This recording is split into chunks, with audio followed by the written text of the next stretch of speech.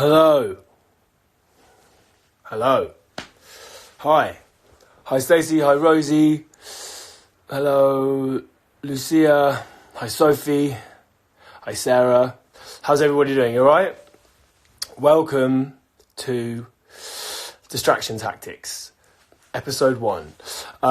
So the idea behind Distraction Tactics was to start a film club where we pick a different film from a different country every week because of everything that's happening at the moment, the world has shut down a little bit.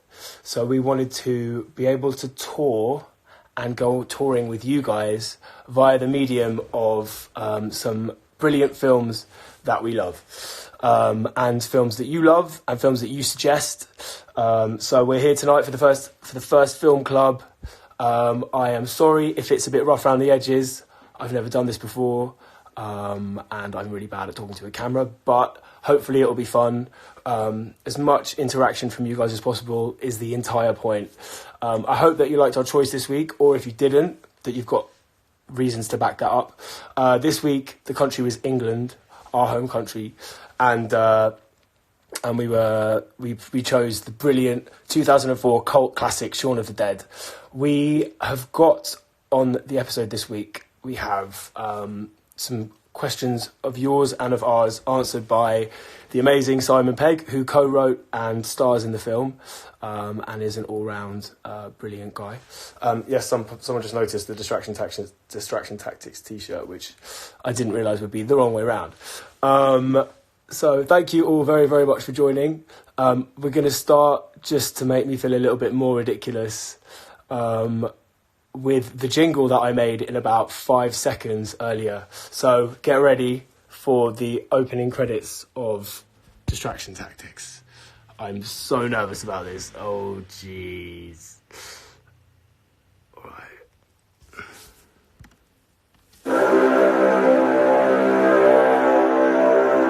Distraction Tactics, Distraction Tactics, Distraction Tactics, Film Club. Distraction Tactics, Distraction Tactics, Distraction Tactics, Film Club. While we all self-isolate, watch some films, then we'll debate. Distraction Tactics, Distraction Tactics, Distraction Tactics, Film Club.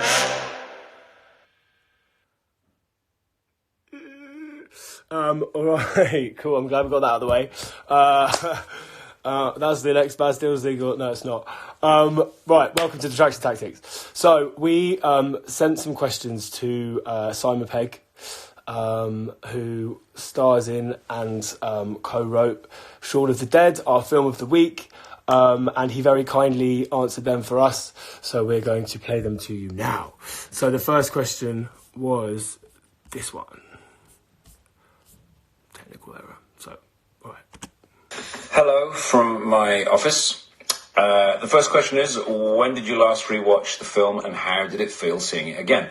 I watched it on Halloween last year with my daughter, who'd never seen it before. She's 10, still a bit young to see it, but because it's me and she's very aware of the artificiality of it, having grown up around film sets, she was okay with it, even the evisceration moment. And then she decided to go as Shaun for Halloween as well, which was amazing. And she looked brilliant. And it was very disconcerting because it just looked like a small me, which she does anyway. But my face seems to work on a young girl. That sounded odd.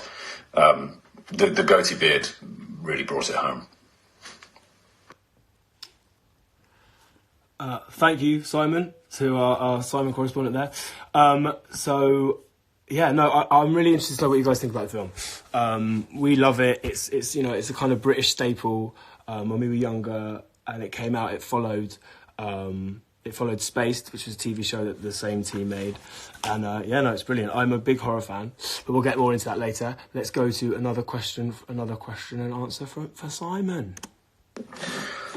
Edgar and I write together in an office opposite each other, and that's how we've always done it. We've done all 3 films like that. We tend to start with a flip chart with all the ideas, come up with a rough structure for the film, and then specify. So it starts very broad in terms of broad strokes, and then it gets more and more, the minutiae becomes more and more sort of the thing, and we're always together, and we chat and we laugh and we fight, and it's always a good process. I like working with Edgar.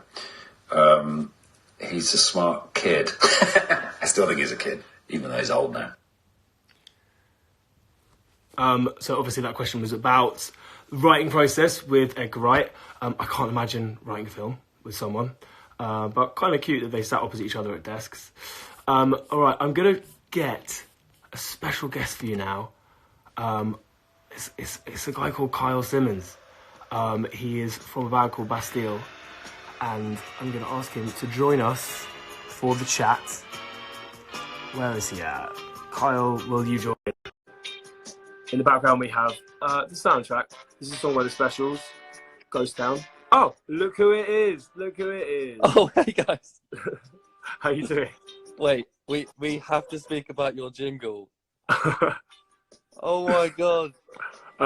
Yeah. One of your greatest writing achievements was that jingle. Oh my god! Thanks very much. I I'll take that. Yeah, it's, you know, when you have a short amount of time, you've got to throw something together. It was a success. It was a goddamn success. So from you. How are you doing? Yeah, doing pretty well. It's kind of silly how you kind of came up with this idea to do it, and on the first one, yeah, Simon Pegg's answering questions. I know, we're so lucky. I can't believe it. It's insane. Yeah. So the film's great. Yes, isn't it just? So when did you first see it? Oh my! So when did it come out? 2004. Mm-hmm. Probably. I mean, not that long after that, because I was a fully grown man then. And I just remember, because I was always a huge fan, of sort of that, the trio, the sort of the trilogy, the Cornetto trilogy, right? Well, yeah. Well, so before that, all the three of them, just Edgar Wright, Nick Frost, and Simon Pegg, and obviously Jessica Haynes Stevenson, Spaced and stuff like that, which I was obsessed with, and even as far back as like Big Train with Simon Pegg and stuff. So, you know, like a big old feature length thing. What an incredible! It is a sign for you, mate. Distraction Tactics. Is it the right way around or is it the wrong way around? It's the right way around. I mean, this one's definitely the wrong way around. So hang on, have you printed that sheet out backwards? I might have done. I love it. There's a fair amount of time on our hands. I love the effort. I love the effort. I wanted to ask you some questions, seeing as you're our special guest, about films on the road. How do you watch films on tour? On the bus? I guess I'm about to answer the question for you, but you know, that's kind of how it happens. It's either on the bus if we're traveling, or a lot of the time, if we're lucky enough to, we'll get into a venue and we tour with a projector because we love film that much, and we just get into the dressing room, and some days the first thing we do is set up the projector, and then we watch whatever films we kind of decide on or we fight over. This is true, and it's quite nice. It's quite on tour when things can be. It's a little bit like isolation in a way. I mean, it's nothing like it, but in terms of we're all kind of on top of each other, living in quite a small space, and often want to be far apart. But sometimes films can be a nice way to bring everybody together. I've got some questions from people who put questions in, and really badly, I didn't write down their names, so I've just got the question. But okay, I'll make up the name. What record would you never chuck at a zombie if one was coming at you, but you had to use it as a weapon, like in the film?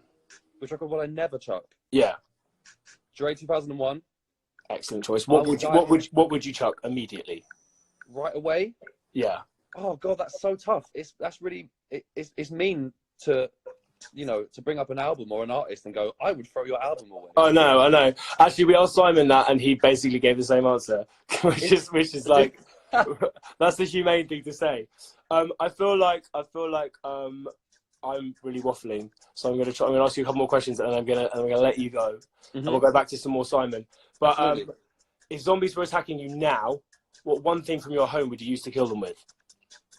Oh wow, I mean, like a baseball bat, I guess.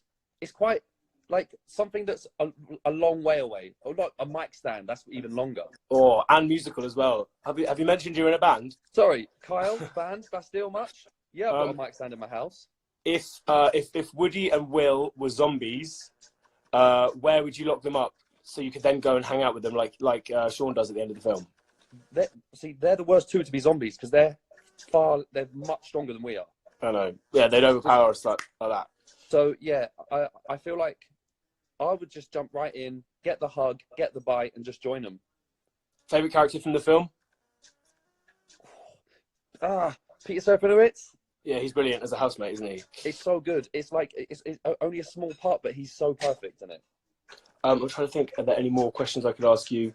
I mean, there's loads. Where would you go if the Winchester was closed? Oh my lord! I don't know, like the top of the block of flats. Shaun's girlfriend. I probably would have stayed at hers. Yeah, she's got the raised platform. I don't know why they left. I know. It seems insane, really. Right, I feel like we want to keep this as brief as possible. Kyle, thank you for joining us on Distraction Tactics. Hopefully we'll see you next week. It was a pleasure. Don't forget to play the jingle before you close play it again. Right now we're going to go back to some more questions from some more answers from Simon. Enjoy it. See you later, mate. Bye. Thank you, Kyle from Bastille, for joining us. Right, here's the next question and answer from Simon. How do other countries react to it? Was there anywhere surprising outside of the UK that loved it? I kind of find a sort of global response to it, actually, which is always really lovely. I've been in the weirdest places and found fans of the film. I remember being in a gas station in Waco, Texas, in the middle of nowhere, and this guy went, "Hey man, Shaun of the Dead." It was in the Middle East somewhere, in the Emirates, and it was in a pizza place, and the little Arab guy behind the counter said, "Hey, Shaun likes pizza," which was really, really nice. And right through Asia and the Far East, China and Korea, Japan, it's amazing. It's really heartening that something like that, little movie like this, could reach so many people. It's the best possible outcome, the best praise you can get beyond box office, beyond reviews. It's nice. Thank you, Simon, for that answer. Yeah, basically he's at home in his office and very kindly sending us these responses. Basically, I wanted to ask him about the fact that quite a lot of you are living in different countries all around the world, and yeah, I'm wanting to sort of talk about how the film, how it would translate to an international audience, because I saw some comments from some of you guys who maybe struggled a bit with the British humour. I also then asked Simon about how he felt it kind of represented Britishness and British culture. For our international fans, what do you think Shaun of the Dead says about British culture? Well, it kind of was supposed to be allegorical generally about human beings' capacity to ignore each other and step over people when they're dying in the street. The kind of lack of socialism, which feels like it's burgeoning at the moment in the midst of this bizarre crisis. Yeah, I think about the pub as the centre of British cultural sort of gatherings, and the slightly less dramatic approach to such an event. The idea for me and Edgar was that you always see in American zombie movies, it's always a SWAT team or with the exception of Night of the Living Dead, actually, the original seminal zombie movie. But you often follow kind of extraordinary people, whereas with Shaun, it was about the ordinary and about the sort of suburban drudgery of fighting zombies. So I guess that we're all lazy alcoholics. And he is right. We are all lazy alcoholics. I can speak from personal experience. Thank you, Simon, from socially isolating, as we all are and should be in his home. Right now, I'm gonna bring somebody in called Charlotte, who we worked with. Last year on a play we did for our album. She's a massive film nerd, and I thought that she would be a brilliant person to help us put this together. And here she is. Hello, Charlotte. How are you doing? Hello, I am so excited. Oh, so am I. It's nice to have you. How are you doing? How's today been? It's been great. It's been really exciting to talk about because we're both film geeks. So it's We are. But... Yes. Yeah. And what better film to talk about than Shaun of the Dead? Absolutely. So How did you enjoy rewatching it again this week? Loved it. It kind of does what it says on the tin. But Yeah. well, Stephen King, the novelist who wrote The Shining, said that he gave it 10 out of 10 on his Funometer.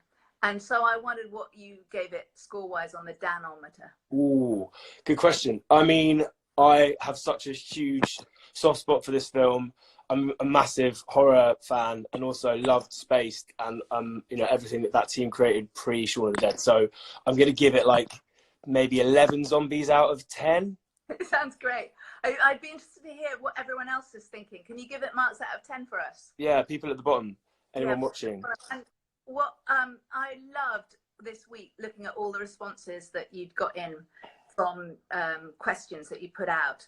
And so for next week, when you leave questions for us, can you leave who you are and where you're from? And then we'll shout you out, because the questions were just fantastic. Yeah, some really funny questions and some really good responses, and some really positive and negative responses to the film, which I totally get, because it's obviously not everyone's cup of tea, but yeah.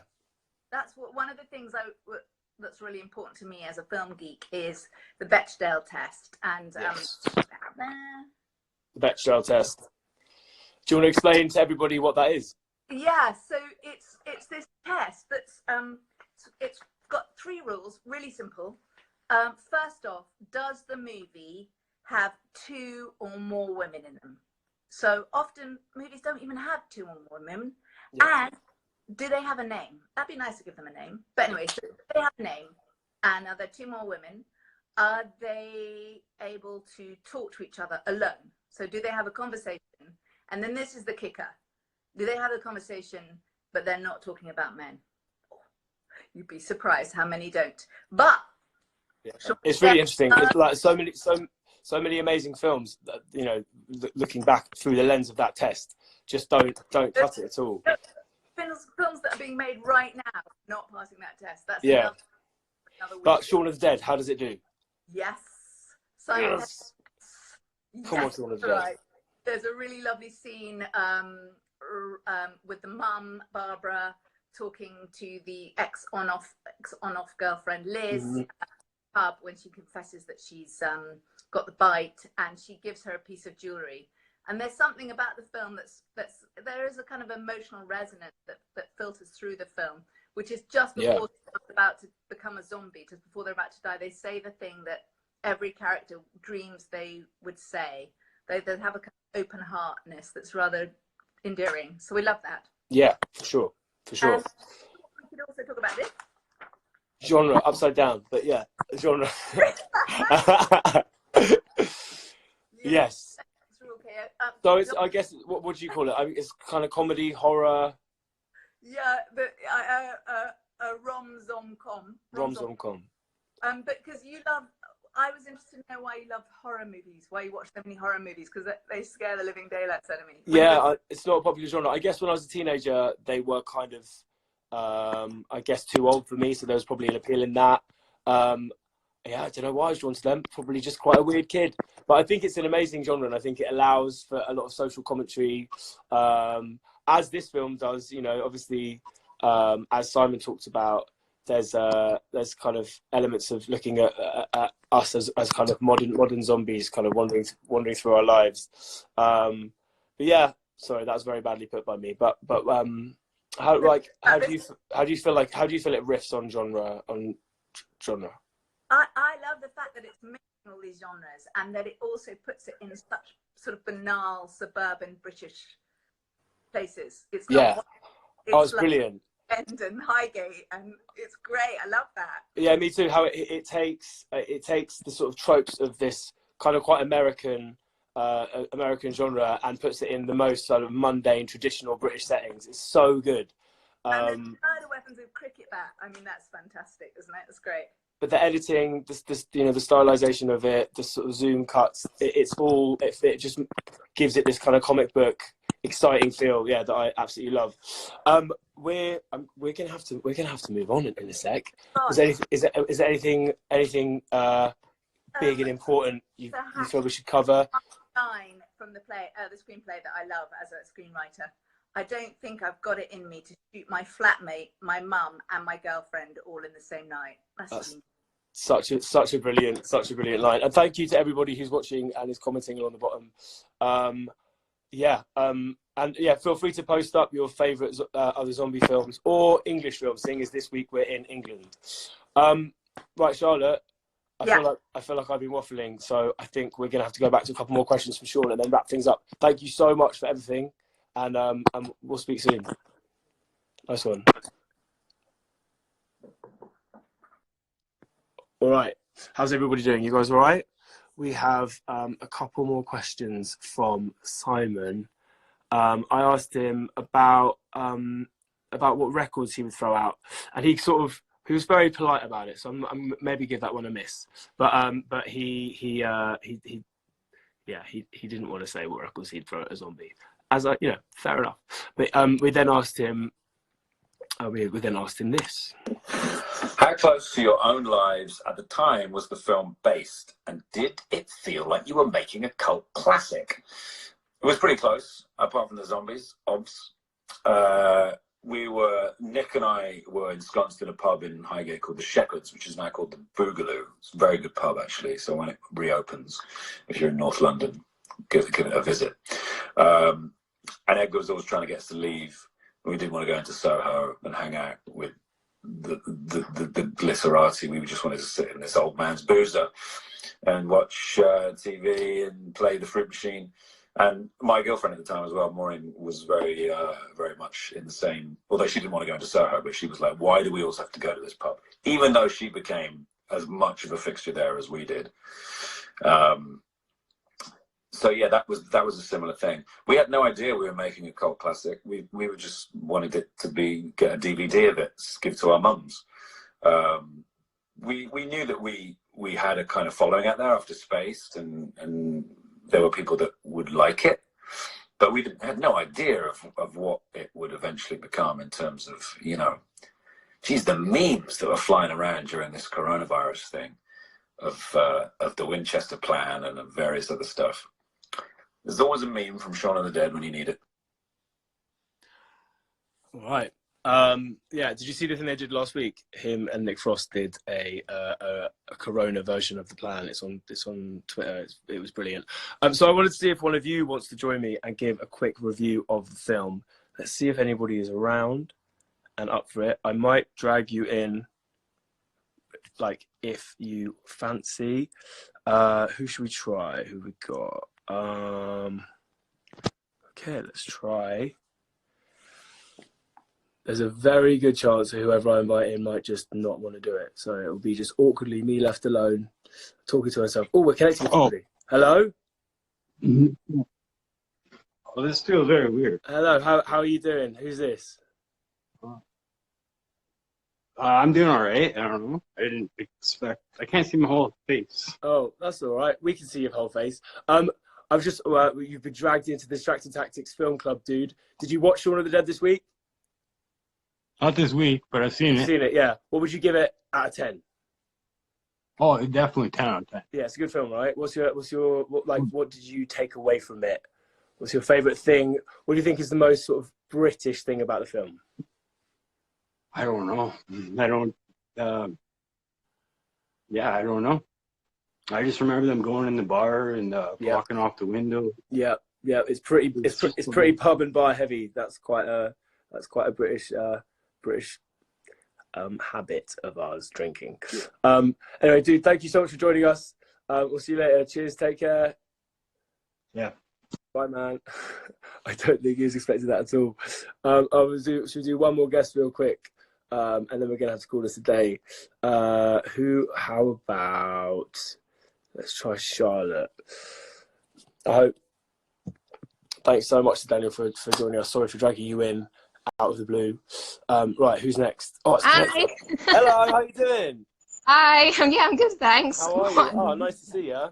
Do you want to introduce yourself real quickly? I'm Charlotte. I'm currently in Yorkshire. How is Escaped self-isolation? London. It's okay. Because I was in New York recently, so when I came back, my parents were like, "You have to self-isolate alone." So yeah, I haven't spoken to anyone really. Oh wow. Well, it's nice to speak to you over the internet, and thank you for joining us. Thanks for joining us at the film club. It's nice to get lots of people in the same place digitally. I've got to be quick because I think I've been going on for way too long. But welcome to Distraction Tactics. Thank you for helping distract people for a minute. Shaun of the Dead, did you watch it? I did actually, yes. Yeah, what did you think? Because I don't really like horror movies and things like that, so I was a bit like, oh my god, when it was so gory. But I thought it was really funny. And I've seen Fuzz before, but I'd never seen the other two in the trilogy. So I actually watched World's End after watching Shaun of the Dead. Which is your favourite from the trilogy? I think I really enjoyed World's End, but Shaun of the Dead definitely was a great movie. It's brilliant, isn't it? Did it make you laugh? Yes. Did it make you scream? I definitely had to cover my eyes. Yeah, no. That was it. The bit at the pub at the end when his. Oh my god, yeah. It's quite a lot. It's quite a lot, isn't it? All right. Thank you so much for joining us. Cheers. Sorry Thanks for having me. But look after yourself. Stay well, and I hope you stay. Hands. Take care. Yeah, wash your hands lots. Wash them hands. See you soon. Bye. All right, guys. Right, I feel like we've been doing this for ages now, and I don't want to bore you too much. I've got a couple more points from Simon. I'm just going to play you this one. Somebody messaged in the question. Somebody messaged in the question of whether, quoting the film, can dogs look up or do dogs look up? Simon gave this fucking brilliant answer. 1 second. Can dogs look up? Little. Cookie. Willow. Yes. I bloody love that he had multiple examples. Couldn't have asked a better person in terms of, so thank you, Simon. All right, so just before I go, we're going to play the jingle one more time, that awful, creepy, embarrassing jingle. And Simon is going to announce what country on our world tour of films we're going to go to next week. And where is it, Simon? Next week, you are heading to New Zealand to watch Taika Waititi's brilliant film, Hunt for the Wilder People. Gotta love a bit of Taika. Businessman and showbiz. Yes, we are off to New Zealand next week to watch one of my favourite films, Hunt for the Wilder People. So you guys have got a week to watch it. It is brilliant. If you've seen it, you'll know how good it is. If you've not seen it, it's amazing. It's got Taika's sort of unique sensibility. It's really funny. It's heartwarming. Anyway, I'm going to leave you alone. Thank you so much for joining us this week. And to play you out, here is the jingle that I made in about 5 minutes.